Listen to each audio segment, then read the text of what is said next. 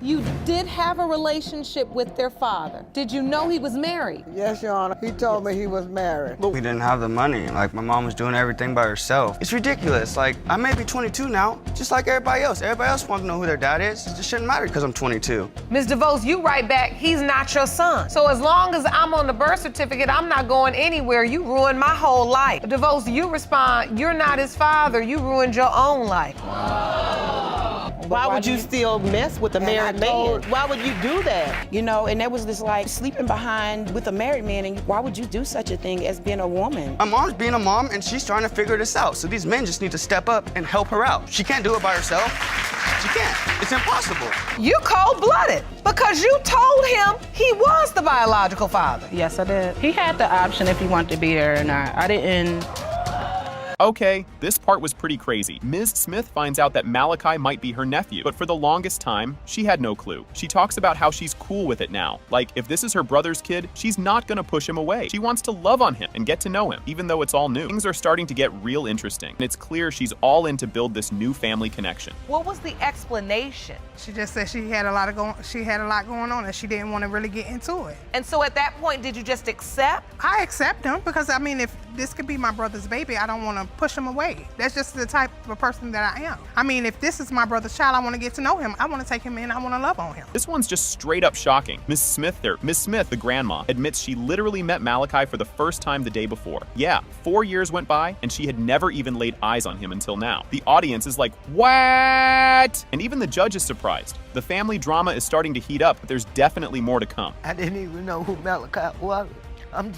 Yesterday was the first time I even touched that child. So yesterday was the first time you ever seen him in person? Not until yesterday. In 4 years? In 4 years. I never knew nothing about him. Oh, that's precious. So, Miss Laster, I don't get it. You have the 2 other children. This part's got all the feels. Ms. Laster talks about how losing Travis really messed her up. It was the first time someone really cared about her, and it hurt so bad that she just couldn't deal with it. So instead of handling the whole paternity thing, she kind of just ignored it. But hang on, things are about to get a little more complicated. That was the first time I ever been with somebody that actually cared about. That was the first time, I met them and they loved me. I've lived with Miss Dolores too. I left it alone and left it unnoticed. And it was too late. We didn't have, Florida, you can only do but so much. It's not many things that you can go through to try to get DNA done. Well, things just took a turn. Ms. Laster drops a bombshell. She was with someone else during the same time she could have gotten pregnant. Judge Lake's like, wait, what? And suddenly, it's not so clear who the dad might be. Now we've got 2 potential dads in the picture, and this whole thing just got a lot messier. You were also with someone else during that time, am I correct? Well, yeah, but the reason I can say for sure that it is his, not only did Malachi started stuttering first, so it kind of threw me for a loop because none of my children had speech impediments. Is this normal? Have Travis had these issues in the past? And she was like, yeah, he used to stutter when he was a kid. And here's where it gets weird. Ms. Laster says Malachi was tested alongside her other kids, and the results said the other guy was 99.9%, not the dad. Judge Lake is all kinds of confused because, that's not how DNA tests are supposed to work. Now the whole courtroom is scratching their heads, wondering if these results even make sense. Let's just say things are about to get cleared up by someone who actually knows what's going on. The other man, we had some things going on for us, court issues with our children, with our 2 children. So I had Malachi DNA tested too, which came out to be 99.9% not his. So that's how I know for sure he's not the other guy. 99.9% not his? Yes. Okay, this part is hilarious. Dr. Baird, the DNA expert, comes in and basically tells Ms. Laster, yeah, that's not how DNA results are supposed to work. He explains that if someone's not the dad, it should just say 0%. None of this 99.9% stuff. The judge is like, thank you, finally some sense. And now everyone's waiting for the real results. But buckle up, because the truth is about to hit hard. The typical way to express an exclusion of paternity is to say that the alleged father has a probability of paternity of 0%. So you're basically asked to report the probability of paternity when you do a test. It'll either be 99.9% or higher. I've never heard a result the way that you've read it before. Here's where everyone's jaws hit the floor. The first DNA test results come in, and bam. It has been determined by this court. The percentage of relatedness between Ms. Dolores Smith and Malachi Laster is 0.00%. You are not related. Oh, wow. Okay, things got real messy right from the start. Rashawn Clay Edmond, the mother of DeAnthony, steps into court and drops a bomb, saying Ms. Rudolph is lying about her son being the father of her 2-year-old daughter. Ms. Edmond is straight up accusing Ms. Rudolph of just wanting money, and she says she's got receipts that another dude is the real dad. Buckle up, because this is just the beginning of the drama train that's about to hit. Ms. Clay Edmond, you are in court on behalf of your son, DeAnthony, who tragically died in a car accident. You want to prove that he is not the biological father of the defendant's 2-year-old daughter, Debria. You say Ms. Rudolph is trying to swindle money from the family, and you have evidence to prove another man is the father. Oh boy, here we go again. This is getting wild. Ms. Edmond reveals that after she first accepted Dabria as her son's kid, random people started blowing up her phone saying, nope, there's another guy who's actually the dad. Make things crazier, she finds out that this mystery guy is even listed on the birth certificate. Now the whole situation is getting messier than spaghetti dropped on a carpet, and trust me, it's only gonna get juicier. Yes, I wanted to accept the baby because she said this was my son, baby. I'm hurting. Anything connected to him, I wanted to be a part of. That's when we started getting messages from different people saying that she was doing this for money, that it was another young man named on the birth certificate, and the little baby had another man's name. And just when you thought things couldn't get more chaotic, boom, another plot twist. Ms. Edmond drops a bombshell, saying this other guy straight up told her that Ms. Rudolph promised him he was the dad before he even signed the birth certificate. So now there's major confusion about who the real dad is, and it's looking more complicated than a math test on a Monday morning. But don't worry, we're about to dive even deeper into this drama. I heard a conversation that we was all on the three-way, and he's telling me about her telling him she knew 100% sure he was the father before he signed the birth certificate. So another man said he was the biological father of Debria. Yes. And your son was not. And he signed the birth certificate. Yes. Seriously, twists keep coming like they're never gonna stop. The birth certificate is shown to the court, and surprise, surprise, there's another guy's name listed as the father. This totally shakes Ms. Edmond's argument, giving her even more reasons to believe DeAnthony isn't the dad. But just when you think you figured it all out, the DNA test is on deck, and you know that's gonna flip everything upside down. This is the birth certificate for Debria Taylor Rudolph. Yes, Your Honor. And there is another man listed. So did you think about putting DeAnthony's name on the birth certificate since you believe he was truly the biological father, Miss Rudolph? I was gonna take that off and put nobody up there. And I also got a picture of the other guy that's supposed to be listed on the birth certificate. He has a whole bunch of pictures of her. All right, folks, here's where things get really real. The DNA test results are in, and it's about to get seriously awkward. It has been determined by this court. The percentage of relatedness between Miss Clay Edmond and Debria Rudolph is 99.98%. Thank you.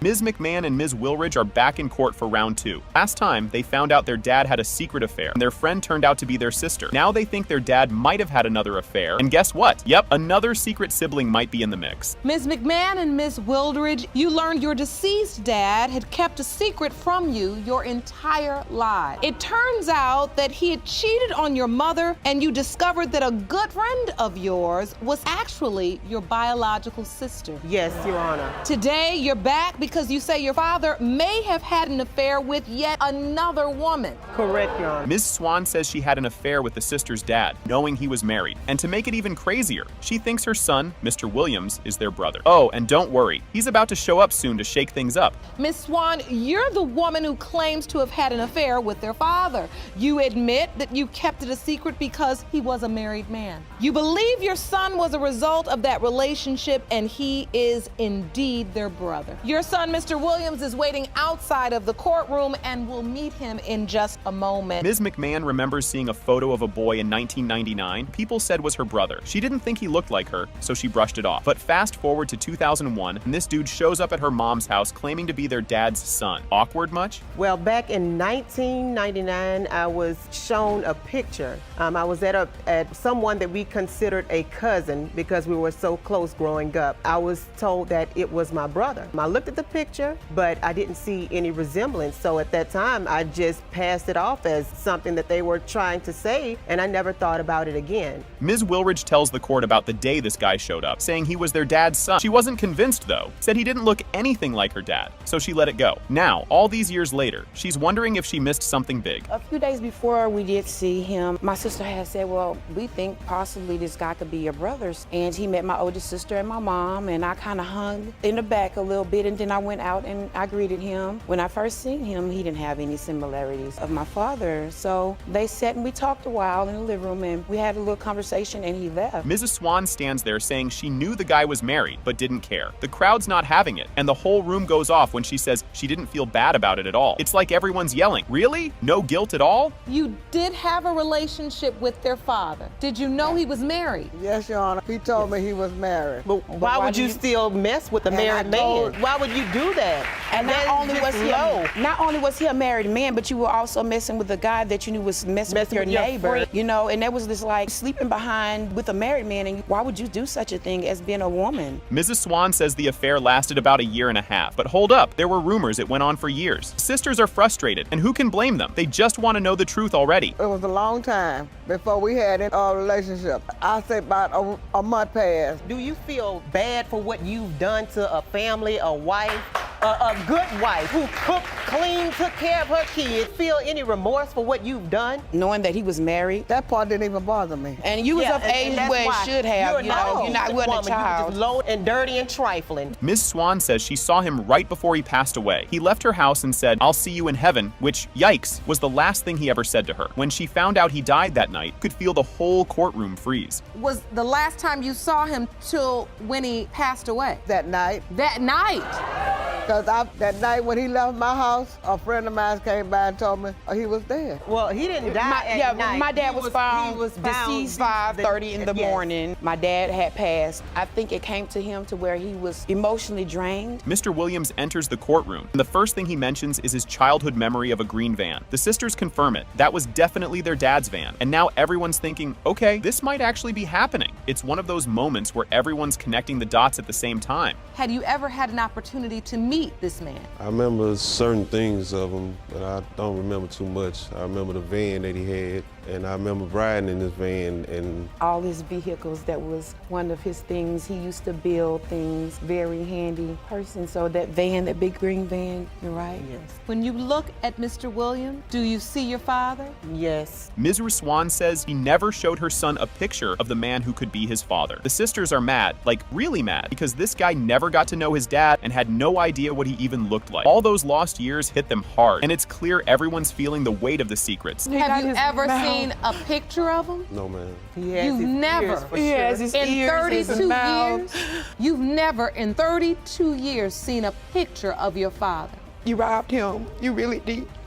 Yes, I did, because I didn't have no pictures of him, and that was my fault, because on one of my faults, because I didn't take no picture of him, but he never did like taking no pictures. The results are finally in, and guess what? It has been determined by this court that you are half siblings. Now he needs to go get his name changed. He's a junior. Ms. Wilson comes in and says her son passed away just a month ago, and suddenly a bunch of women started showing up claiming he fathered their kids. Ms. Wilson is not buying it though, and thinks they just want to get their hands on Social Security money. Oh, and by the way, two of the women, Ms. Felix and Ms. Brown, are totally sure that her son is the dad of their kids, and they're ready to fight for those benefits. Ms. Wilson, your son died tragically just 1 month ago. Yes, ma'am. You say that since then, a flood of women have come forward with claims that he fathered their children. You believe they are trying to pin their children on your son in an effort to get Social Security benefits. You both state that you are 100% that Mrs. Wilson's deceased son, Mr. Marquette Dames, is the biological father of your children. Ms. Wilson is clearly heartbroken as she talks about losing her son, who was tragically shot. She's been having a tough time with the grief, and now, on top of that, she's got all these women coming forward claiming to have his kids. All she wants is to know the truth about who his kids are, so she can finally get some closure. When they took him, they took a part of me too. They ripped my heart out. out. I just buried him July 30th. It's not easy for me as a mom. I just want to know who's his kids, who's not his kids, because everybody's talking about they got kids. How many women? It's 11 people. We're talking 11 kids here. So oh my goodness. It's not just these two young ladies, you know. Ms. Felix starts by explaining how Marquette, the deceased, was super involved in her pregnancy and their child's life. He went to doctor's appointments, made sure she had what she needed, and even helped name their daughter. Ms. Felix can't figure out why Ms. Wilson is now questioning the paternity when she was there the whole time, helping out and being part of the family. He was the one providing me the food. He went to every doctor's appointment. He was there throughout the whole thing. She also knew about it. So are you wondering now why she's questioning the paternity? Yes, I am. I don't understand why someone do all the things you did for my daughter and then be questioning her paternity. What kind of things did she do? She was in our wedding. She helped me name my daughter. She was there when I had my daughter. Ms. Wilson drops a bombshell, revealing that her son actually had doubts about being the father of a bunch of these kids before he died. Apparently, he told her not to say anything, but now she feels like she has to come clean.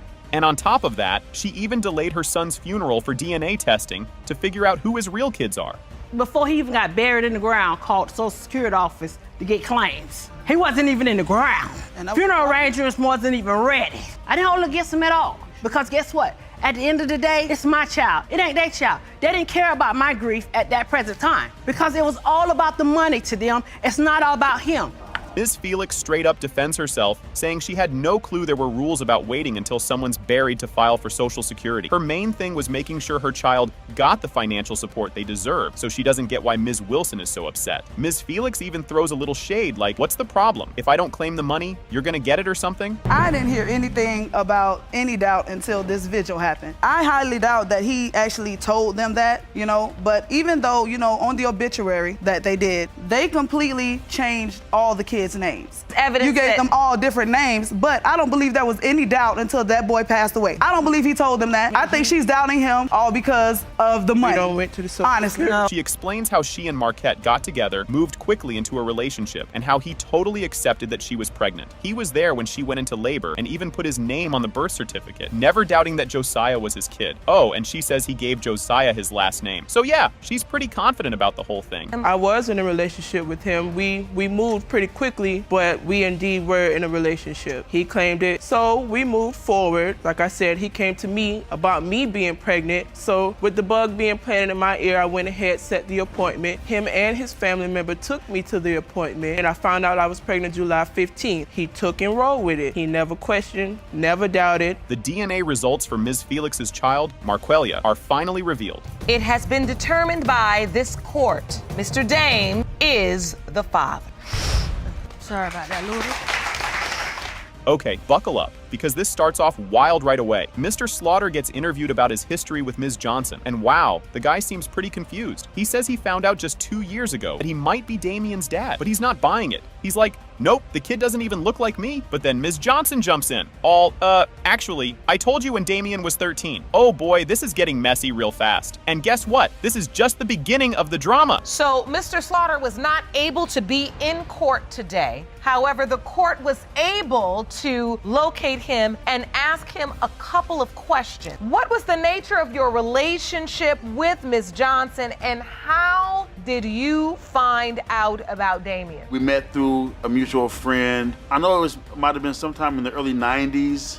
Things start to heat up when Damien, who's just done with all the confusion, pours out his feelings. He's like, listen, I don't care if I'm 22 or 13, I deserve to know who my dad is. It's clear that he's fed up with his mom handling this by herself, and he just wants someone to step up already. You can feel how tired he is of this whole mystery, and honestly, can you blame him? But hey, the fireworks aren't over yet. Trust me, what's coming next makes this even crazier. We didn't have the money. Like, my mom was doing everything by herself. It's ridiculous. Like, I may be 22 now, just like everybody else. Everybody else wants to know who their dad is. It shouldn't matter because I'm 22. It shouldn't matter if I'm 13, 6, or 7. My mom's being a mom and she's trying to figure this out. So these men just need to step up and help her out. She can't do it by herself.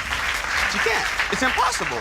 She didn't make me by herself. Now here's where it gets interesting. Mr. Slaughter, the guy who's all not my kid, starts backpedaling and says, well, if it turns out I am the dad, I'll totally be there for him. Damien, probably thinking, where was this energy before? Still appreciates it. He just wants someone to call dad at this point, which, yeah, makes total sense. But just when you think this might calm down, nope, Things are about to get even messier. You won't believe what's coming next. If you're proven to be Mr. Johnson's father, what are your hopes for the future? If I am proven to be Mr. Johnson's father, I'm gonna definitely, be a good role model to him, a mentor, do all type of stuff that a dad is supposed to do for a up-and-coming young man. I know it's very important for a young man to have a father in his life, and it's never too late. You thought 5 possible dads was a lot? Nah. Ms. Johnson decides to up the ante and says, surprise, there's a 6th guy. That's right, we've got a brand new contestant, Mr. Harmon, who had no clue he was even in the running. She admits they didn't exactly have a deep relationship. It was more of a, let's hang out and kind of thing. Mr. Harmon walks into the courtroom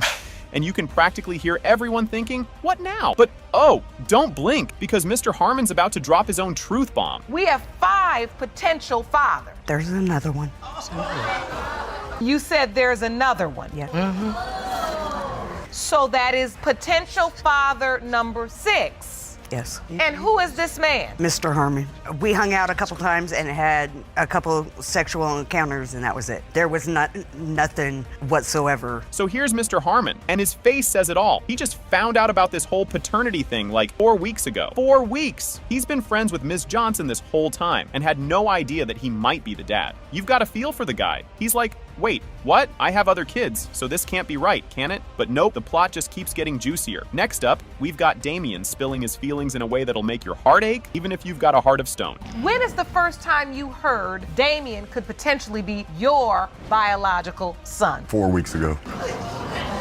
So Miss Johnson reached out to you? Well, we're friends. We're still friends. Oh, wow. So you have been friends and you've seen Damien. Yes. I have other kids, but I don't think that he's mine. Okay, get the tissues, because Damien goes from chill to super emotional real quick. He's tearing up, saying how he feels like he's not as good as everyone else, because they all have dads and he doesn't. I mean, ouch. Judge Lake isn't having any of that though, and she jumps in to remind him how awesome he is. It's a super sweet moment, but let's not get too cozy, because you know the DNA results are right around the corner, and things are about to get wild again. I feel like I'm not as good as everybody else because they all got dads. Oh.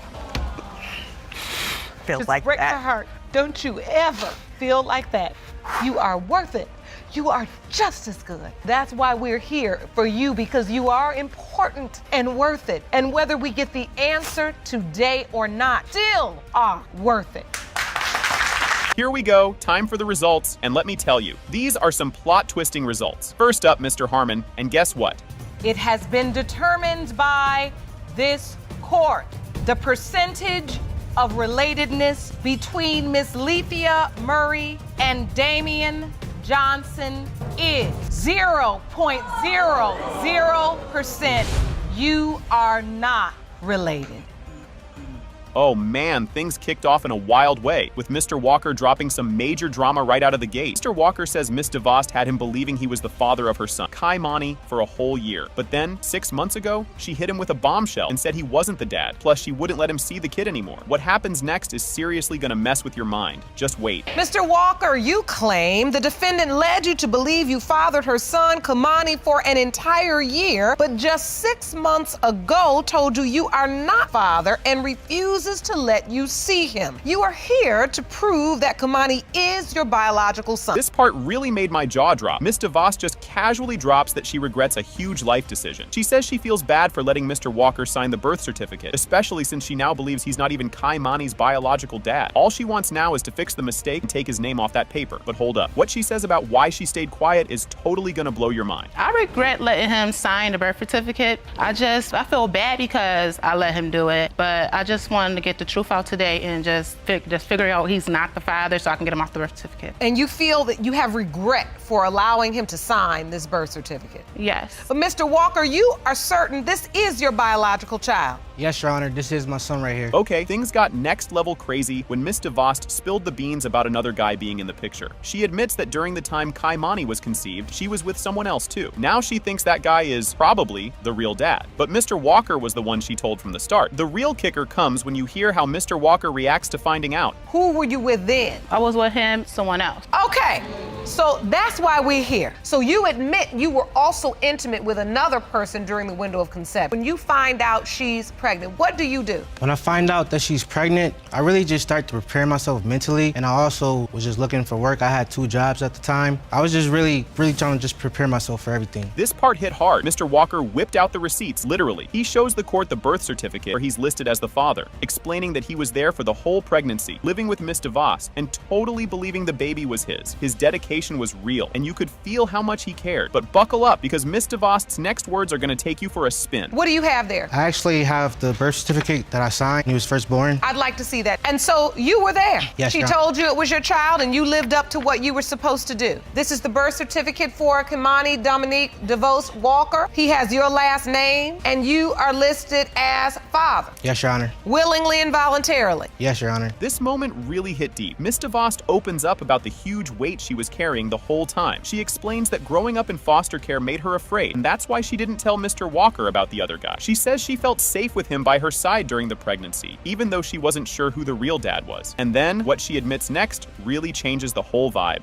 I just never wanted to tell him that it wasn't his because I knew the situation he'd been through and it was just hard. I didn't want to go through it alone. When he stepped up to being here, got 2 jobs he was a big baby. I couldn't hardly walk. I couldn't really do nothing. When he stepped up, I just felt like, okay, he's doing the right thing and maybe he might be the father. I don't know. He just... Oh. You won't believe this part. Miss DeVos just straight up admits why she picked Mr. Walker to be the dad, even though the other guy offered to help. She tells the court that when she told the real possible dad, he said he'd take responsibility if the baby was his. But since Mr. Walker was already there and ready to step up, she just went with him instead. The heartbreak really starts to set in after this. And trust me, it's not getting any easier to watch. His response was like no other. It was just, okay, if it's mine, I'll take care of it. And so why is it you chose Mr. Walker instead of him? If he said, I'd take care of the child too. My ex was in another city. He was in the same city as me. So he's here, he will help. He's the father. This moment was ice cold. During a text argument, Miss DeVos flat out tells Mr. Walker that Kaimani isn't his son. The look on Mr. Walker's face says it all. He's been there for this kid, only to find out she's been hiding the truth. The judge isn't having any of it either and calls Miss DeVos out for the emotional wreckage she's caused. And if you thought this was bad, just wait until those DNA results come in. Ms. DeVos, you write back, he's not your son. So as long as I'm on the birth certificate, I'm not going anywhere. You ruined my whole life. DeVos, you respond, you're not his father. You ruined your own life. Wow. You cold-blooded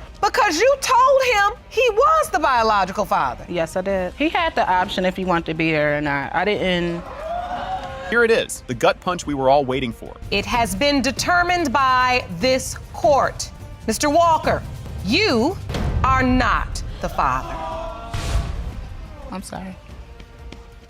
This is a text that says no, and then I'm horny, and then come over. That is true. I did send those messages. Oh, you did? Yes, I But did. he's a married man. Hold on. It actually happened during labor, Your Honor. I was in the hospital sitting across from Kayla as she was pushing this baby out. I have text messages proof right here of the most recent is Valentine's Day. She went to another man's house. Because of this game that she and I like to play, that she likes to play. You 46-year-old married man, Mr. Hartfield. What game are you playing with a 22-year-old girl? And I received a text from a guy telling me to leave the hospital because that's his baby and he needs to be there. What? I am in labor. Well, that's because you didn't even get me anything, and you were just yelling at me. You were treating me like crap and was gonna go to a friend's house. All right, strap in, folks. Mr. Benning drops a bomb right off the bat, sharing his shaky feels about whether his toddlers, 2-year-old Robin and baby Jermaine Jr., are actually his. He's hoping they are, but thanks to some naughty shenanigans from the defendant, he's got a storm cloud of doubt hanging over him. You'll want to stick around because the drama is just getting started. Mr. Benning, you recently appeared in couples court and it was confirmed that the defendant cheated on you. This infidelity has caused questions regarding your 2-year-old daughter, Robin, and 6-month-old son, Jermaine Jr.'s paternity. Although you are hopeful that both are your children. His daughter, Woa. This part's a tearjerker. Mr. Benning gets all mushy, talking about his daughter, Robin, who he reckons is the spitting image of his mom, who passed away when he was just a kid. It's all about family feels and promises, folks. And oh, the next bit? It's a doozy. First off, Your Honor, my mother passed away when I was 14 years old. She was my best friend. We spent every waking moment together. After she died, it left me hurt. I always wanted a daughter, and I promised I was going to take care of her and treat her like my mother took care of me. Oh, that's so wonderful. I've always stuck by with that. So having a daughter has been so important to you. I waited. Hold the phone. Get this. While Ms. Bodine is busy pushing out a baby, Mr. Benning's phone blows up with a text from another dude claiming he's the real daddy. Talk about bad timing. It's a real soap opera scene. And trust me, you don't want to miss what happens next. It actually happened during labor, Your Honor. I was in the hospital sitting across from Kayla as she was pushing this baby out. And I received a text from a guy telling me to leave the hospital because that's his baby and he needs to be there.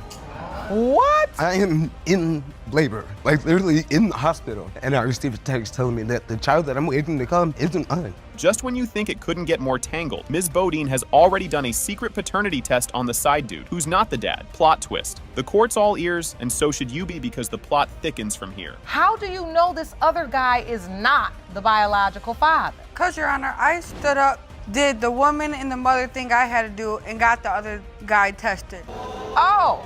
And you submitted those results to the court? Yes, I did, Your All Honor. right. The probability of paternity between you and this other guy is 0%. Yes. Buckle up, Buttercup. It has been determined by this court. Mr. Benning, you are not the father. What the? All right, grab your popcorn, because here comes the big news drop. The court reveals they have retested Mr. Jackson and are ready to disclose the results. Judge Lake announces that the DNA results have been prepared by DNA Diagnostics, creating a moment of high tension and anticipation in the courtroom. Everyone's on the edge of their seat. What's coming up will definitely raise some eyebrows. Well, this court has retested Mr. Jackson. These results were prepared by DNA Diagnostics and they read as follows. In the case of Downing versus Jones, when it comes to 29-year-old Brittany Stark, it has been determined by this court. Mr. Jackson is not the father. Cue the dramatic entrance music for Mr. Aiken. Mr. Aiken joins the court via video link from his hometown, introducing another potential father into the narrative. He confidently states his belief that he is Brittany's biological father, based on her resemblance to his family and her interactions with them. Buckle up, things are about to get even more tangled. I do believe I'm Brittany's biological father. That she came down and visited my mom, she met my other kids, and she resembled everything. I mean, she is me. It was a high school thing, back then it was one of those things when you just meet somebody you like them, and experimental as we was younger, and it's one of those things that happen, and I guess this is the results. Did someone say curveball? Mr. Downing expresses his surprise and frustration upon learning about Mr. Aiken only a week ago, highlighting the complexity and emotional weight of the case. He is visibly upset about the evolving situation, feeling misled by the lack of transparency from Ms. Jones. The next revelation's just around the corner, and trust me, it's a doozy. So, Mr. Downing, when did you first hear about Mr. Aiken? Last week. In a phone conversation with Miss Jones, we were talking. She told me that, well, there may be a third person that, could possibly be her father. And I'm like, wow, third guy? She said it didn't have to go this far. She could have been honest in the beginning and say, hey, look, I don't know who the dad is, but let's all get together and let's figure this thing out for Brittany's sake. Just when you thought it was safe to go back in the water, nope, the final DNA result. It has been determined by this court. Mr. Aiken, you are not the father. Wow. You're not going to believe this. Ms. Davis steps up with a claim that she got knocked up by Mr. Ham after a mere 2 months of knowing him. She's also thrown in a lawsuit for $1,500 for some baby shower gifts she says Mr. Ham swiped from her. Strap in, because this is just the tip of the iceberg. Ms. Davis, you claim you got pregnant with Mr. Ham's child after knowing him for only 2 months. You've petitioned the court for a DNA test to prove that Mr. Ham is the father of your 1-month-old baby, Jarrell Ham Jr. You're suing him for $1,500 for the cost of the baby shower gifts that you say Mr. Ham took from you. Hold on to your popcorn, folks. Mr. Ham is adamant he's not the daddy, pointing fingers at Ms. Davis for playing the field during their fling. He spills the tea on their first meet, which sounds more like a tailgate party than a romantic date, with a crowd and all at their planned quiet spot by the lake. Oh, and it only gets juicier from here. Now, Mr. Ham, you say Ms. Davis was dating 2 other men, and you are certain that you are not the father of her child. How can you be so sure this child is not yours? I was in my car, just came from getting a haircut. I was looking good in my car. Me and Brittany has the same exact car, just different colors. She was looking pretty, too, I'm not gonna lie. She flagged me down to stop me so we can switch numbers. Get this, Mr. Ham drops a bombshell about Ms. Davis still being married on top of juggling a couple of boyfriends. He lays out their casual hookups with a side of skepticism about being the father, given the crowded field. Fasten your seatbelts. The roller coaster's about to drop. So if your testimony, Mr. Ham, she had more than one boyfriend. Yes, she's married too, and she's still technically married now. She's not divorced now, she's still technically married. And she had 2 boyfriends too. So this is why I'm in a point where this can't really be my child, due to the fact she had all these boyfriends, and then at the end of the day, I come to find out she's married too. So I don't know what to believe. Just when you think it couldn't get wilder, Ms. Davis talks about the moment she found out she was pregnant and how she broke the news to Mr. Ham, who seemed cool with it at first. But as the doubts crept in, the support started to crumble. Watch out for what's next. It's a doozy. I'm at work throwing up, sick. Couldn't take it, so I asked my supervisor, can I go to the hospital? I'm thinking I had food poisoning or something, and I was pregnant. After you found out you were pregnant, how did you tell Mr. Ham? I called his phone and told him I was pregnant. He was at work. I went to his job, and man was talking about it. He was happy, excited. So you felt like his reaction was that of excitement? He was gonna be there. Talk about a clash of titans. The courtroom turns into a battlefield as accusations fly and tensions boil over. Ms. Davis details the rocky aftermath of her pregnancy reveal, shedding light on their shaky relationship foundation. And guess what? It's about to escalate even more. So tell me why you doubt it. Well, me and her argued. She told in front of my mother and auntie that this was not my child when the child was 4 weeks old. I never did that. She told this, and the second time when we was arguing in front of her at her mother's house. To you out of anger. Out of anger, yes, your Honor, I did say that twice. And then the second time we in front argued, of he her make me own mad. mother. I'm like, you know. All right. And then there was the baby shower showdown. Ms. Davis accuses Mr. Ham of hijacking all the baby goodies, which leads to a heated debate about gift ownership and parental responsibility. The drama intensifies here, folks, and you'll want to see how this pans out. The baby shower, I did not even want until after the baby was here, until I found out it was mine. She went behind my back and talked to my family after I told her not to even distance. But at some point, you had a baby shower. Due to the fact that she talked my family into it. I never had. I got into it with my Ms. family. Davis, did you talk? No, I did not. I didn't even know they were throwing me the baby shower. They begged me to come to the baby shower. Talk about a plot twist. Judge Lake steps in and rules in favor of Ms. Davis, ordering Mr. Ham to cough up $1,500 or return the stolen baby loot. This ruling underscores that once a gift is given, it's no takesies backsies. Brace yourselves. The DNA results are next, and they're a real game changer. But to rule in favor of the plaintiff for $1,500 because those gifts belong to, you need to return the gifts? Or you need to give her $1,500, which is the value of the gifts because you testified that that was the value, whether or not you're the child's father. The law is the law. Here comes the bombshell. Mr. Hartfield spills the beans about his fling and straight up denies being the baby daddy. He claims Ms. Streeter was also playing the field, which makes him doubt the kiddo is his. The judge lays out the stakes for Mr. Hartfield's marriage based on today's drama. Brace yourself. It's about to get even juicier. Mr. Hartfield, you say you made a mistake by having an affair, but you know you are not father of Ms. Streeter's child. You claim that Ms. Streeter was openly sleeping with other men besides you. Today's results will determine whether or not you'll be able to save your marriage. You're not gonna believe this. Miss Streeter dishes out how she and Mr. Hartfield planned to have a baby together, painting a picture of a cozy future that now looks nothing but messy in hindsight. Their plan contrasts big time with his courtroom denial. Get ready, the next bit is a real kicker. Mr. Hartfield asked me to have a baby with him. We were dating for about 8 months, a long time. We were in a relationship. He wanted to have a baby. He said he didn't get to raise any of his. We went to the hospital and we got the birth control taken out together. She tell a whole lot of lies. That's convincing. If I didn't know anybody, I'd be convinced. What is true? That's definitely not the truth. We went in and took a... Oh snap, the plot thickens. During a fiery exchange, Mr. Hartfield admits he was paying Mrs. Streeter to keep their secret from his wife, showing just how sneaky he's been. The stakes are high and the lies are flying left and right. Up next, watch how this unfolds into even more of a soap opera. If I'm lying, then how would she have information to call my wife when I was paying her not to tell my wife about the situation? Our first time having sex, we went because down the I did street not from pay his the house rent. to a hotel. She called her. He's lying. He had ended up telling me a relative's name, and I had went on Facebook and found the relative, and I didn't even call her right away because he had told me like them pictures are old. She's professional. Hold on to your popcorn, folks. Mr. Hartfield fesses up to sending those racy texts to Ms. Streeter, trying to brush it off as just some weird game they play. It's a big reveal that shows he's still playing field. even in the middle of a legal showdown. Things are about to get even more tangled in the next scene. This is a text that says no, and then I'm horny, and then come over. That is true. I did send those messages. Oh, you did? Yes, I But did. he's a married man. Hold on. Because of this game that she and I like to play, that she likes to play. But I'm telling you, that is not true. You 46-year-old married man, Mr. Hartfield. What game are you playing with a 22-year-old girl?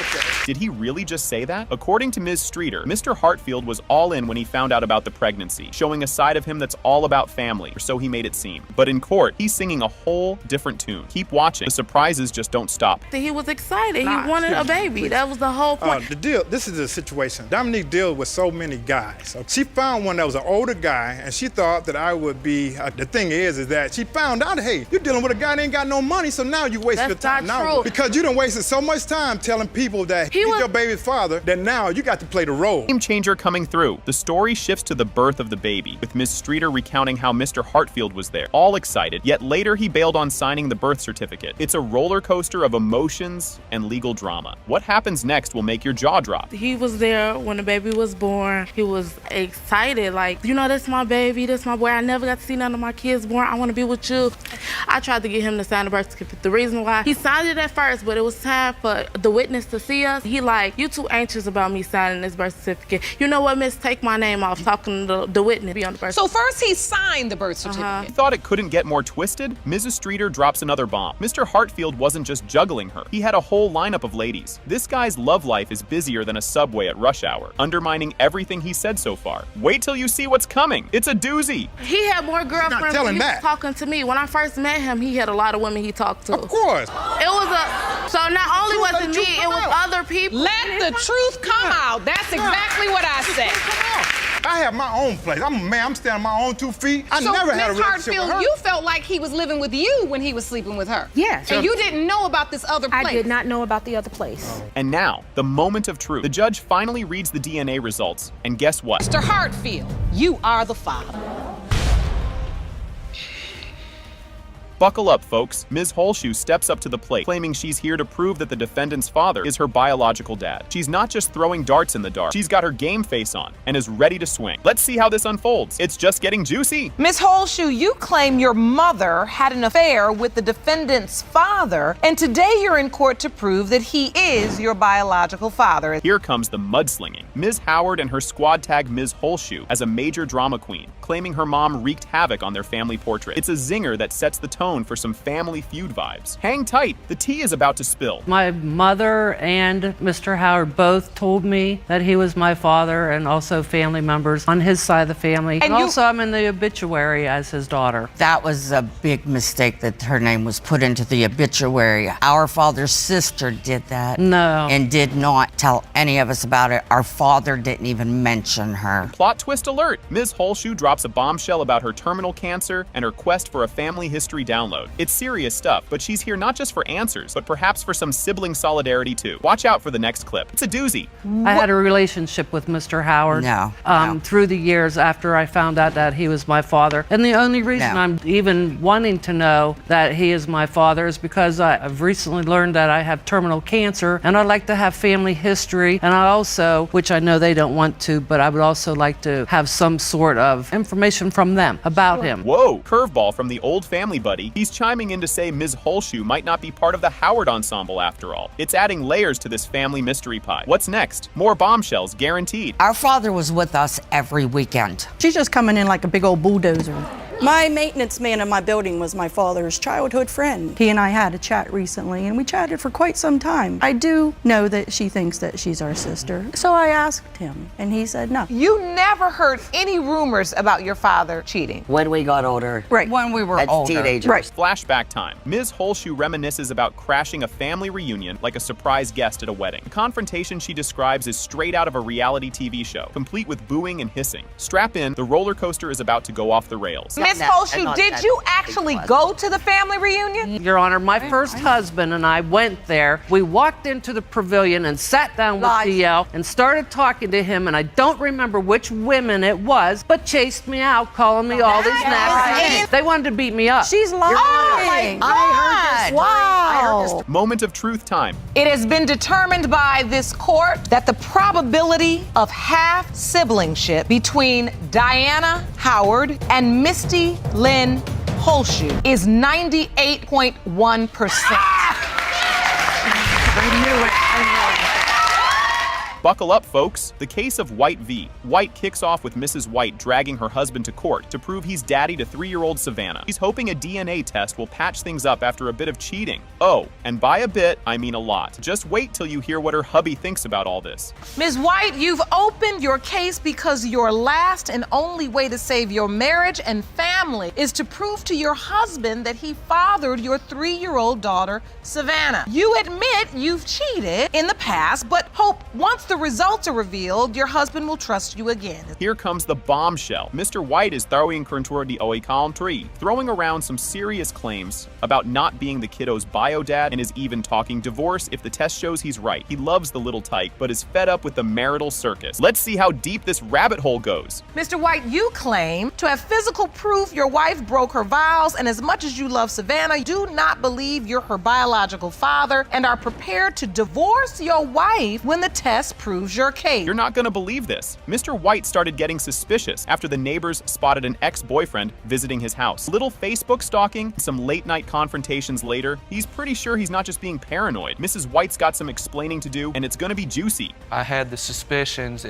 she was having an ex-boyfriend come over while I was at work, because I had neighbors tell me he was coming over, and then I started doing the snooping on Facebook, seeing where his location was, looking through her phone, and then he showed up, and that's when I knew there was something happening. Why would you call him if we're arguing? Hold on to your popcorn, because here it comes. Mrs. White admits she started cheating a hot minute after they got hitched. She blames a lack of cuddles and hand-holding, but honestly, it sounds like she's been busier than a one-toothed man in a corn-on-the-cob eating contest. Next up, she tries to win back Mr. Right. A week after you got married? Yes, Your Honor. Ms. White, have you been cheating? Yes, but I have like abandonment issues because I was adopted. So like if he's not showing me the love and affection that I need, but I just want him to like show me love and affection and be there for me and like hold my hand in public and just be there. Strap in for more drama. Mrs. White wants to turn things around with their anniversary around the corner. She's dead sure her husband is the father and hopes proving it will stop their marriage from imploding. But wait till you see the evidence Mr. White's about to drop. Yes, our anniversary is in 2 days. I want to make this right so we can better our marriage and just prove that Savannah is his. You are certain Savannah is your husband's biological child? Yes, Your Honor. I moved in with them after a month of being together, and then probably 8 months later, I ended up getting pregnant with our first child. We ended up getting married. Everything just happened. Just when you thought it was safe to go back in the water, bam! Mr. White pulls out texts and posts that show Mrs. White hasn't quite been the model wife. These aren't just flirty texts. They're the whole 9 yards of naughtiness. And boy, does it kick off a storm. I have text messages proof right here of the most recent is Valentine's Day. She went to another man's house while I'm sitting at the house with the kids. Well, that's because you didn't even get me anything, and you were just yelling at me. You were treating me like crap and was gonna go to a friend's house. Because you were saying you were going to a park at 9 o'clock at night. It's about to get real soppy in here. Mr. White spills his guts about how much he loves his kids and the agony of his wife's cheating. It's a soap opera level plot twist, and your heart's gonna break for the guy. But hold up, Mrs. White isn't done shocking us yet. She aspirates, so when she drinks, she has to have it thickened, or half of it will go into her lungs and she'll get pneumonia. Difficulties than my other children. I just love her, I can't, but she won't let me leave. I've literally tried to physically leave, and she has stood in front of the car to where I couldn't leave, or she says, I'm gonna call the cops and tell them you hit me. What? Get ready for the grand finale. It has been determined by this court. Mr. White, you are her father. He left me for an older woman, and I feel that she put in his head that it's not his from the beginning because she thought I was messing around with some dude at her party. Did come to my house with another guy. Yeah, I wasn't messing around with him. You were dry humping on the side of my house. He was just dancing Were like you? this or whatever. There was no dancing whatever. at that but anyways, Let's get some order. My mother is absolutely to blame. You know, I was born to the most irresponsible, selfish. You know, she already had a 3-year-old when I was born, so my mother should have known better not to be sleeping with multiple people at the same time. First 10 years of my life, I didn't even have a picture of this man. Oh, well then let's pull up my Facebook page and let her... Let's do that. Let Chris fight his own battles instead of letting you just... No, how about that? None of your business. What's going on in the courtroom? Yes, that's my nephew and I raised him. I don't care. If that was his son. Just like him out, bucket.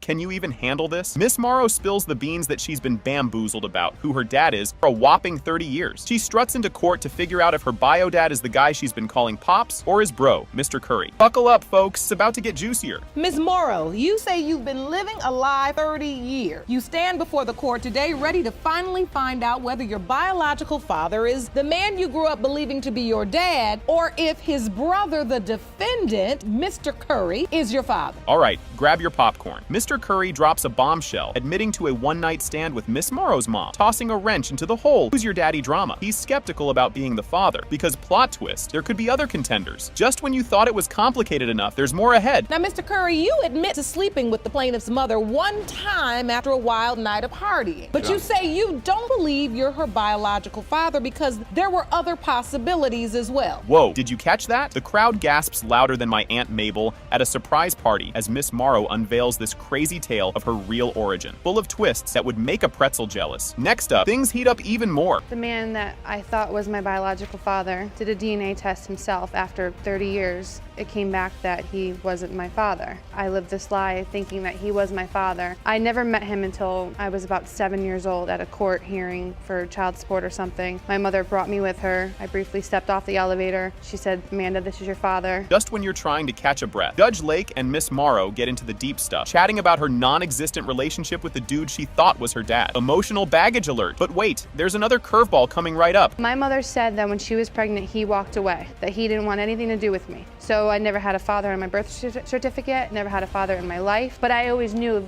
You see, my You brother always... understood him to be your father. That's the person you thought. My brother always believed that he was her father, until just recently, when he got this DNA test done. That's when I found out that apparently he wasn't either. You gotta hear this one. The DNA test mess-up saga continues as Miss Morrow explains the epic fail of how her supposed dad botched the mailing of his sample. Yep, it sat in his car like an old fast food wrapper. Brace yourselves. The results are up next, and they're a doozy. And he told me he left it in the car for 2 weeks, and then when he mailed it, it got mailed back to him because there wasn't enough postage on it. And then he mailed me my part of the kit, so that's when this all started. When he mailed me the part for me, he mailed me two samples. One for my mother, one for me. So Dave bought a DNA test because he always had questionable doubts. You know, he said he's my father, but he just wanted proof. I have a DNA kit here. I'm sending in my sample. Bet you didn't see this coming. Mr. Curry confesses he did indeed have a fling with Miss Morrow's mom, which might just make the family tree a lot more tangled. As the plot thickens, the DNA test results are about to drop some major truth bombs. I slept with her one time. You slept with Miss Morrow's mother. Correct. Then I introduced her at a party to my brother, which she started sleeping with him. Like, why not say, I don't know who your father is? Why say this David Curry is my father? From the time 15, you let me meet him, go to his mother's funeral. So she told me on the phone. I kind of was like, you know, it hit me. I was upset. I mailed it in overnight. I told David I mailed it in. He still didn't pay for the payment. The suspense is eliminating me. Everyone's on edge as the court waits for the DNA results that could end this family mystery once and for all. And I'm telling you, the results are about to shake things up big time. His niece told me, listen, you need to talk to Uncle Ken. And he told me that. But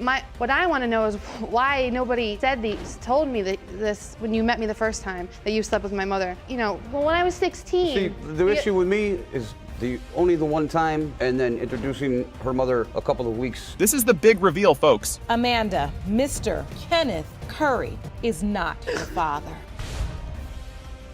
Buckle up, Buttercup. The session kicks off with Clark versus Newbie lighting up the screen. The judge gives a warm welcome, rolls out the red carpet of legal jargon, and lays down the scoop. Ms. Clark is adamant that Mr. Newbie is the daddy, but he's not buying any of it without a receipt. Grab your popcorn, because this is just the appetizer. Ms. Clark, you claim that you and the defendant, Mr. Newbie, dated for only 3 months before you became pregnant with his baby. You say the relationship was moving forward until he left you for a woman you claim is old enough to be his mother. mother, it is your belief that she is the reason Mr. Newby is denying paternity. Hold the phone. Mr. Newby isn't taking this lying down. He claims Ms. Clark was playing the field when the baby-making music was playing. He drops a bombshell. He'd fight for custody if the tyke is his, calling out Ms. Clark on her mommy merits. Fasten your seatbelts. It's about to get bumpy. You say the plaintiff was involved with another man at the time she became pregnant. You do not believe you are the father of her child and claim it has nothing to do with your new girlfriend, Ms. Faulkner. You also say if the baby is yours, you will fight for custody because you believe the plaintiff is an unfit mother. Oh boy, the gloves are off now. Ms. Clark accuses Mr. Newby of ditching her for a cougar, causing the courtroom to erupt like a high school cafeteria. The judge has to play the cool principal simmer down the sass. Watch out, because the next bit has more twists than a pretzel factory. He left me for an older woman, and I feel that she put in his head that it's not his from the beginning because she thought I was messing around with some dude at her party. Did come to my house with another guy. Yeah, I wasn't messing around with him. You were dry humping on the side of my house. He was just dancing Were like you? this or whatever on There me. was no dancing at that anyways, party. Grab the tissues, folks. Ms. Clark opens up a can of emotional whoop-ass, sharing her rough ride with drugs and family tragedies. It's a tale that tugs at the heartstrings, peaking with her fears of abandonment when Mr. Newby bailed. Stick around! The emotional roller coaster has a few more loops. Your Honor, when I met him, I was in drug use, but we were together for 3 months. He was in drug use. When he left me, I felt abandonment because when I was younger, at 13 years old, and I am ashamed of that because, and then I went to jail though for 3 months, and while I was in there, I had time to think that I wanted to be clean for me and my son, Yes. so. Just when you thought it was safe to go back in the water, bam, DNA test drama. Mr. Newby wanted a paternity test from the get-go, but Ms. Clark wasn't having any of it. The plot thickens and the stakes are high. The next reveal is a doozy, so don't wander off now. At first, when I asked about the DNA test, when we first found out she was pregnant, I was like, okay, yeah, I want a DNA test. She was okay with it. And then after the baby's born, I asked for it.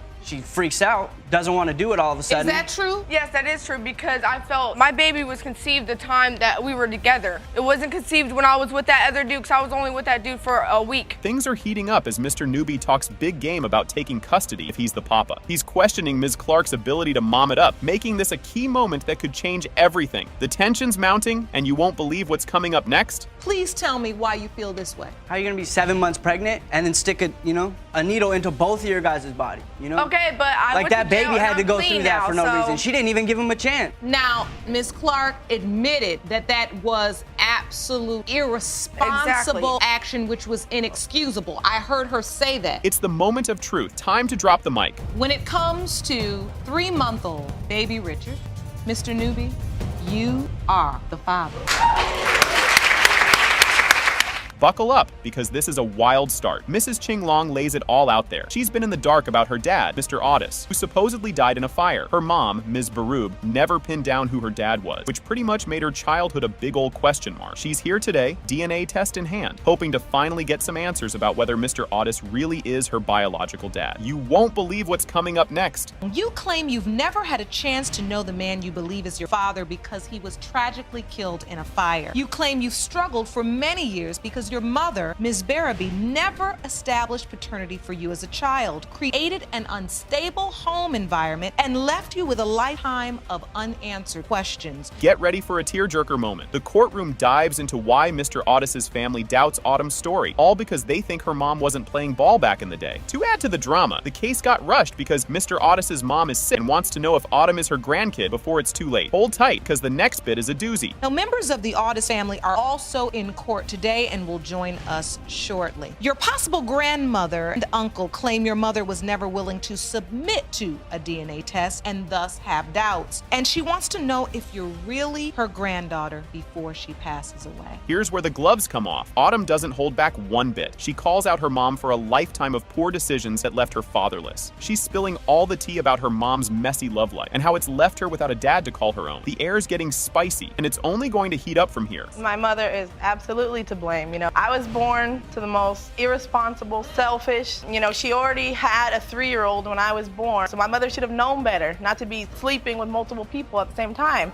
First 10 years of my life, I didn't even have a picture of this man. We moved back to finally so I could meet him for the first time. He had passed away 2 years earlier. Things are heating up now. In a fiery exchange, Ms. Baroob claims she did her best to connect Autumn with her dad, despite life throwing curveballs her way. Autumn's not having it, though. She's upset that some random guy's name is on her birth certificate. surrogate instead of her real dad's. Stick around, because the next part is a real jaw-dropper. He got in a relationship with a really bad person. I got married to a very controlling man. My ex-husband moved me 1,700 miles to Arkansas. But my birth certificate doesn't have his name on it. It has somebody else's name that she was with at the time of my birth. I was living with. She was living with. So she always says. So it's not your stepfather. It's not who It was you've my been first told is your relationship biological father. before her father. It's a third person. No, this is my first boyfriend. Oh, the drama intensifies. The court probes into why Autumn never got to meet her dad, and it's a he said, she said mess about who kept whom from whom. Emotions are flying high as everyone's throwing accusations around about past choices that messed up Autumn's sense of who her family really is. You'll want to see what happens next. It's a real cliffhanger. I told you my mother's delusional. She'll never own up to anything, and that's why we're in this predicament. I'm the one that you're talking about. Own up. We had moved back to Sacramento, California, which is where I was born and where we're from. She had told me, hey, you're finally going to get to meet your dad. This was 1999. I was 10 years old. Whenever we would try to contact him, turns out he had passed away 2 years earlier in the fire. How can I be sad for somebody that I don't know and that I don't know for sure if it's my father? Now things get real crunchy. Ms. Myers and Mr. Otis step up to dish their side of the story, and boy, do they have a lot to say. They're peeved about being left out of Autumn's life, blaming Ms. Baroob for the cold shoulder. This family tea is scalding hot, and the reveal of the paternity test results is just around the corner. You're gonna flip. He was in labor. When James got home from work, he said, Valerie's having the baby, but we can't go. We don't know where she's at. And I said, well, she told me we couldn't go. So I didn't see the baby until she was about 2 months old. I never called him. Then how did we know you I didn't even know their number. She'll never moved own around up to everywhere with anything. Sherry. You finally face the truth. The whole thing. Okay, let's get some order in the court. I tried to have paternity tests done from the get-go. I offered to pay for it. Grab your popcorn, here comes the big reveal. The moment we've all been waiting for, the DNA results are in. And guess what? In the case of Autumn Chinglong, Mrs. Chinglong, James Otis was your father.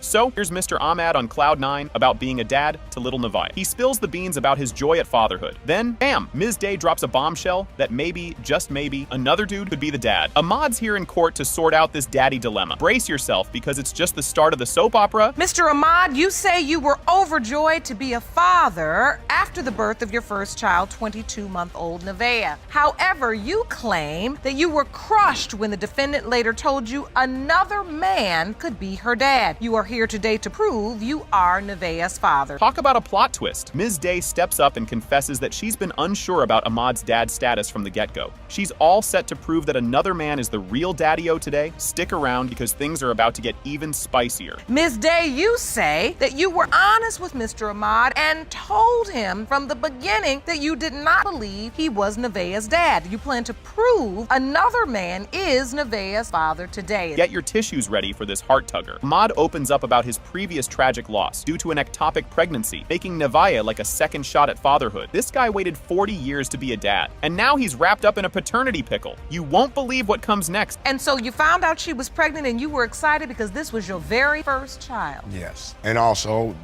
I've had a situation before where, I had lost a child because of an ectopic pregnancy. This was like my second chance, to have a child. 40 years to have a child. Now I come to find out that there could be a possibility that it's not mine. Hold the phone. In a no-chill moment, Ms. Day sets the record straight. When she first told Ahmad about the bun in the oven, she was like, he might be yours or not. Talk about leaving a guy hanging. Keep watching. The drama ramps up from here. And how I found out she was pregnant, she came one morning and then knocked on my window and said, well, I need to talk to you. And she says, well, I'm pregnant. This is your child. No, I didn't say she was yours. I said she might be yours and she might not. I really wasn't in love with Mr. Ahmad, but he was a good friend. We were having a sexual relationship. He looked after me, and I needed somebody to look after me at that point. Yes, Your Honor. Just when you think it can't get crazier, enter the birth certificate brouhaha. Ms. Day claims she asked Ahmad to hold off on signing until they were sure about paternity, but Ahmad went full steam ahead anyway. What was he thinking? Fasten your seatbelts, because there's more chaos to come. When Nevaeh was born, were you present, Mr. Ahmad? I was present the entire time she was pregnant. I cut the umbilical cord. I signed the birth certificate. After the baby was born, we left the hospital together. Matter of fact, her mother picked me up to go have when the baby was being delivered. Her own mother drove me to the hospital. Here comes the judge with the receipts. Social media posts show Ms. Day singing Ahmad's praises as a stand-up guy and soon-to-be dad. These posts seem to say, Ahmad's the dad, no takebacks. But wait till you see how these posts stir the pot even even more. We found some very interesting posts. It says, "Happy Father's Day to my child's father. Even though she's not here yet, he's already amazing. I'm proud to call him mine." That's because he was there. He was there. He wanted to be her father. So that was before she was born. Yes. Yikes. Talk about complicated. The courtroom learns Ms. Day's been juggling both Mr. Ahmad and Mr. Flowers. Each guy has played daddy in their own time. It's like a reality show with more court orders. Don't miss what happens next. It's a real jaw-dropper. If you truly believe Mr. Ahmad is not her biological father, why worry him at all? I don't call him. I barely ever ask him for anything. Mr. Flowers is my best friend, and he's always been there before me, before I even had a kid. I'm out of this situation now, and my main deal is, what is the paternity of my baby? I say she's my baby. And here it is, folks, the moment we've all been waiting for. Drum roll, please. It has been determined by this court. The biological father is Mr. Flowers. You won't believe this opener. Ms. Stanley hauls Mr. Williams into court, demanding a paternity test to prove he's not the dad of 3-year-old Ryan Alexander. Despite their previous fling, she's sure the test will clear things up. Buckle up, it's just starting to get juicy. Miss Stanley, you have dragged your former fling, Mr. Williams, to court for a paternity test to prove he did not father your 3-year-old son, Ryan Alexander. You admit to being intimate at the time of conception, but say today's results will prove your son does not have his DNA. Here's where it gets spicy. Mr. Williams steps up, totally convinced that little Ryan Alexander is his mini-me. He throws shade, suggesting Ms. Stanley is pushing him out because her new beau doesn't want him in the picture. Wait till you see what's up next. Mr. Williams, you say baby Ryan Alexander is the most important person in your life and claim the only reason Ms. Stanley is doubting that Ryan Alexander is your son is because she has a new man in her life and doesn't want you around. You're here with your Aunt Mary, who says she has proof to show that Ryan Alexander is your biological child. Things are heating up. Enter Ms. Combs, rocking up with what she claims is solid proof that Ryan is indeed Mr. Williams' kiddo. She talks about Ms. Stanley's supposed wedding plans with Mr. Williams like it's some soap opera plot twist. Keep your eyes peeled. The drama's about to escalate. I have proof of that, ma'am. Where she was texting me off of Facebook, asked me if I was Chris's aunt and that they were going to get married and she wanted me to do the wedding because I am a community chaplain. And I told her, yeah, and she asked me how much would I charge. I told her nothing because it's my nephew. She's nothing but about wanting somebody to try to use. Whoa, things are really flying now. The court turns into a hot mess as everyone starts throwing accusations like confetti. Judge Lake has to step in to calm the storm and keep everyone on track. You ain't seen nothing yet? Oh, well then let's pull up my Facebook page and let her... Let's do that. Let Chris fight his own battles instead of letting you just... how about that? None of your business. What's going on in the courtroom? Yes, that's my nephew and I raised him. I don't care. That was his son. Just like him out bucket.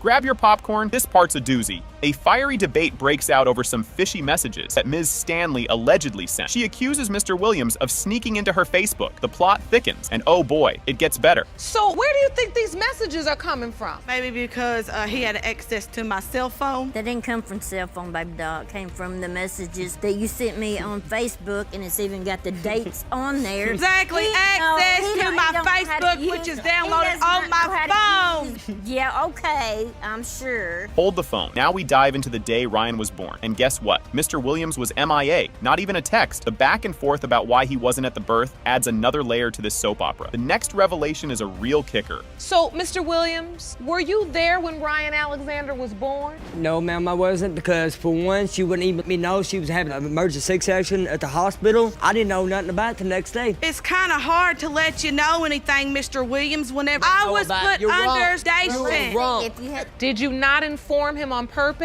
I did not inform him on purpose. Here's a twist for ya. Mrs. Stanley drops a bombshell, admitting she was also seeing another guy when Ryan was conceived. He bets he's the real dad. Things are getting tangled, and what comes next is even more startling. Clearly you were in a relationship with another man as well during that time. Yes, Your Honor. Do you think he's the father? Yes, I do, Your Honor, because I had slept with him more than I slept with Mr. Williams. You're a straight low-down liar. Whoever she could be with that would give her whatever they could get, because she... So now, Miss Combs, calm down. We're not going to start arguing across the aisle anymore. And here's the grand finale. Drum roll, please. It has been determined by this court. Mr. Williams, you are not his father. Thank you. I appreciate it, Your Honor. Mrs. Chappelle kicks things off by staking her claim that Mr. Todd is definitely the dad of her daughter, Alicia. She suspects that Tad's denial is all thanks to his fiancée, Ms. Cullen, who doesn't seem too keen on her man hanging around Chappelle. Ms. Chappelle, you say the defendant, Mr. Todd, is without a doubt your daughter, Walicia's biological father. You say the only reason he denies her is because his fiancée, Ms. Collins, doesn't want him in your life. Ms. Chappelle hits Mr. Todd with a lawsuit for a whopping $2,475, all because she's drowning in babysitting bills and missed work wages ever since Todd stopped watching the kiddo. Now you're suing Mr. Todd for $2,475 for babysitting expenses for lost wages. As the room heats up, both parties clash with Ms. Chappelle, whipping out some paperwork to prove her points. Mr. Todd counters, denying he ever babysat or even knew about Ms. Chappelle's job. Because I had a job, Your Honor, and he was babysitting the baby for me. I had to start paying $75 a week for babysitting fees and lost wages, so I had to quit my job, and I don't have a job anymore. And here's my papers right here. I have never watched her baby, Your Honor. I don't even know when she had a job. I ain't never saw it with no, you never watched Walisa. Mr. Todd dishes out why he thinks he can't be Walicia's dad, mainly because Ms. Chappelle was playing the field when Walicia was conceived. Because at the time, she was messing around with other guys, and by me being young and just doing crazy stuff, I go and mess with her at the same time too, so she was messing with men. But this one never my girl. I was in a relationship with someone. So she felt. So what you're saying, it was an understanding that you all unprotected sex, but that you also were having sex with other people. Ms. Collins recounts a spicy tale about how Ms. Chappelle allegedly went all action hero on her car windows. She's got receipts and a police report to back up her story of shattered glass and high drama. On a particular day, I had dropped Mr. Todd off to pick up his phone. Lies. Ashley, Miss Chappelle stole his phone. I bought him a phone, Your Honor. Chappelle approached me and bust my window out of my car. Called the police on the scene. I have proof and I have a police report that she bust my windows out on my car. Do you have that evidence here today? I do, ma'am. Ms. Collins explains the living arrangement soap opera. They let Ms. Chappelle crash with them to sort out the baby daddy drama via a DNA test because Mr. Todd had his doubts. When I first met Miss Chappelle, with me and Mr. Todd, we let her move in. You let Miss Chappelle move into the house with you two? Yes, because where she was living at was not healthy for her, the baby. And when I had a conversation with Mr. Todd, he said, this is a girl trying to put a baby on me. Test to see if this is your baby. Therefore, that we can move forward with. It didn't work out that way. A witness jumps into the fray, defending Ms. Chappelle's claim and detailing the timeline of her pregnancies, including when she started seeing Mr. Todd. This witness is here to stir the pot. While she was carrying, after she delivered that other baby, then she ended up pregnant by him, which is Walicia, who looked just like him. But this young lady, I don't know nothing about her. I don't know her because she wasn't nowhere around when these two started messing around. He was on his first baby mama. That's who he was messing with at the time when he was messing with my daughter. Oh! The big moment hits as Judge Lake unveils the DNA results. Ms. Chappelle, you came in suing the defendant for $2,475 in lost wages because you said he would not babysit for the child and you lost your job. And now, since we've determined that in fact Walicia is not his biological child, to babysit for this child, for that reason your claim is denied. Judgment for the defendant.